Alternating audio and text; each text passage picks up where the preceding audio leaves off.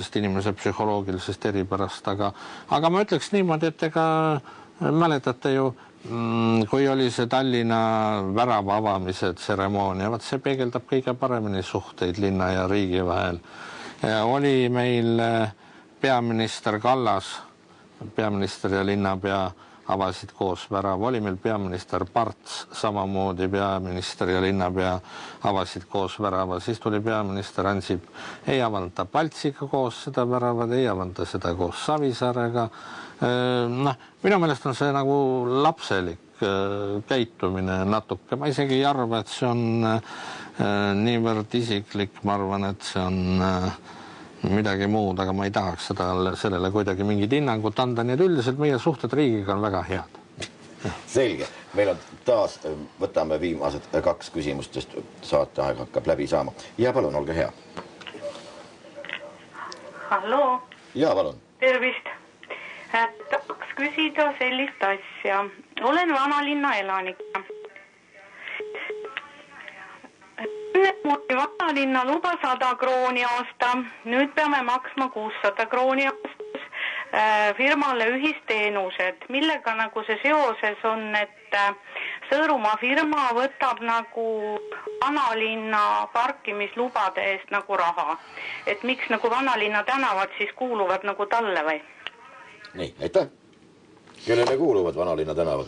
Tallinna vanalinn, nii nagu kogu Tallinna linn, see on Tallinna administratiivala ja ma tahan teile kindlasti julgustada, et ei kuulu nad ei Sõõrumaale ega ühelegi teisele erategijale, sellepärast, et ma ei ole nüüd sellest päris kindel, aga minu meelest isegi, ma ei tea, kas see firma enam kuulub Sõõrumaale. Ja, hallo. Aitäh. Siiski, aga miks 600? On teil selle kohta mingisuguseid andmeid? Kui te natuke nõudate, siis saab. Ma ütleks selle kohta niimoodi, et kahtlemata kõik see, mis tehakse vanalinnas, see kõik maksab. Ja kui te vaatate näiteks neid parkimisalasid, ega parkimise piiri on ju laiendatud. Aga minu meelest see parkimisala on nüüd muutunud loogilisemaks ja ma ei usu, et ta 600-st enam kõrgemale ka tõuseb. Ma näriksin natukene siin tähte ka, küsiksin, et mil määral need firmad, ükskõik, kes nad parasjagu juhtuvad olema, tegelevad parkimise korraldamisega. Pigem tegelevad nad siiski valesti parkinute trahvimisega.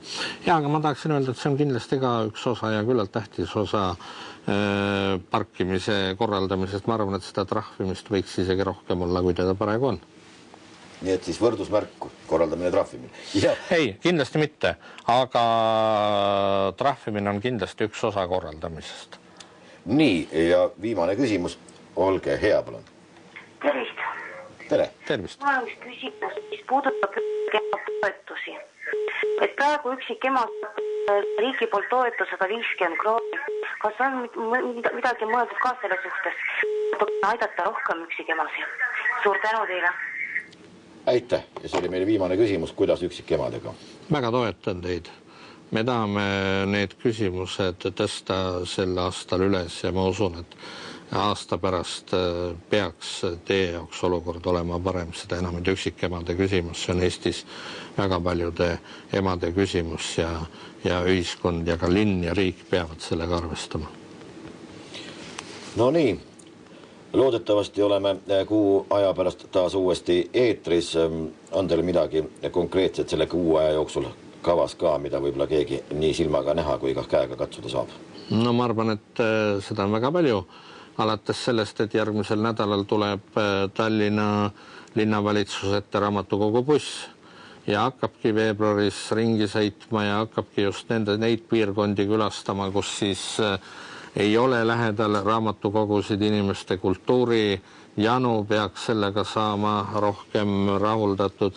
Edasi teine moment, praegu on alanud juba hoovid korda uus kampaania, see tähendab seda, et ühistud, kes tahavad oma majade juures, oma maja hoovides lahendada asju, mis on seotud kas parkimise või haljastuse või laste mänguväljaku korrastamisega, et nad saavad esitada oma taotlusi linnale kuni 14. märtsini.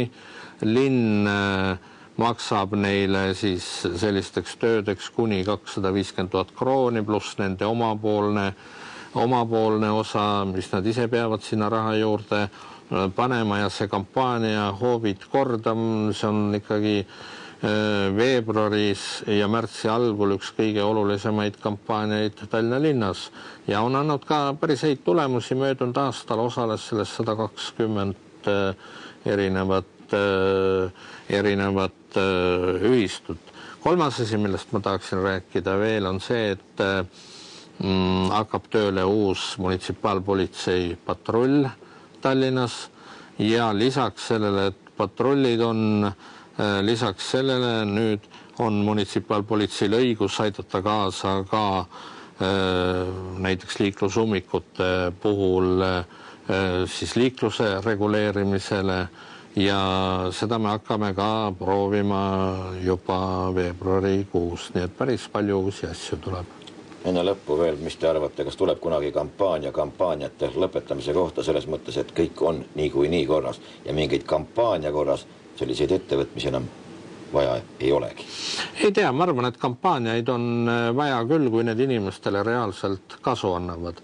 Aga et kunagi kõik nii korras on, et mingeid kampaaniaid vaja ei olegi, seda ma ei usu, siis tuleb Ülemiste vanake ja siis on meie kõigiga kurvad lood. Loodame, et seda ei tule.